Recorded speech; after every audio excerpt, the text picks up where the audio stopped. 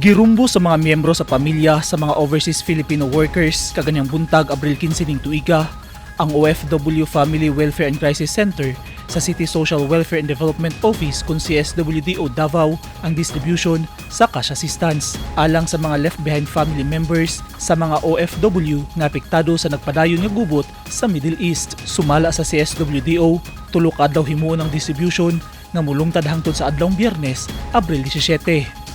Kada adlaw, usa ka gatos ka kliyente ang asikasuhon sa CSWDO aron itunol ang hinabang pinansyal. 5,000 pesos ang madawat sa matag pamilya. Pipila sa mga nakapahimulos sa cash assistance ang estudyanteng si Jory Agwalan nga taga Katalunan Grande ug ang senior citizen nga si Traquilina Escalante nga taga Maad Davao City. Tuwa sa Bahrain ang inahan ni Jory samtang sa nasod Kuwait na narbaho ang anak ni Traquilina. Sa Facebook page sa lokal nga gobyerno nila nahibalan nga dunay ipanghatag nga cash assistance ang CSWDO alang sa miyembro sa pamilya sa mga OFW nga sama nila. Busa wala sila nagdaduha nga pahimuslan kini.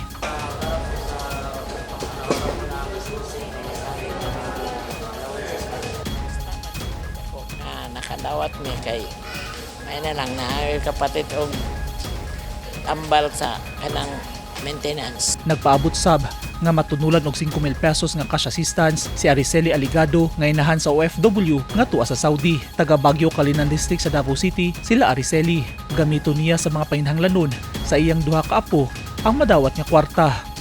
Sa iyaha manggod, gibilin sa OFW nga anak ang iyahang mga apo.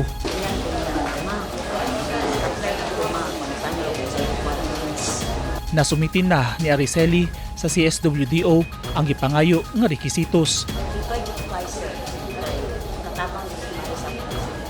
Gipasabot sa CSWDO nga ang ilang mga programa ug serbisyo dili lang panahon nga dunay kagubot apan alang sab kini sa mga dokumentado nga OFW.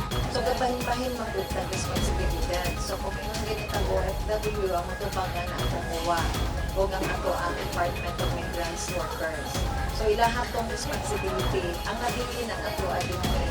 Pag once na nakaabot ng mga OFW na nakahuman sa ilahang kontrata, stress, no, na sa kalisod na nakasinating ang complaint basis sa inyong so na siya itong sitwasyon. Usa sa mga hagit sa CSWDO ang nagkatag ng mga disinformation sa social media kabahin sa kantidad nga itunol ngadto sa mga left behind families sa OFW. Sumala sa CSWDO, limitado lang ang cash assistance nga naa sa ilang opisina o gibahin-bahin lang nila ang resources aron maapuran tanan o hinabang pinansyal. Sa kanyang mga fake news na okay na sila yung paggawas ng information, means we do not know kung asa lugar na na 40,000, na 10,000 na ihatag, i-release sa City Government of Davao.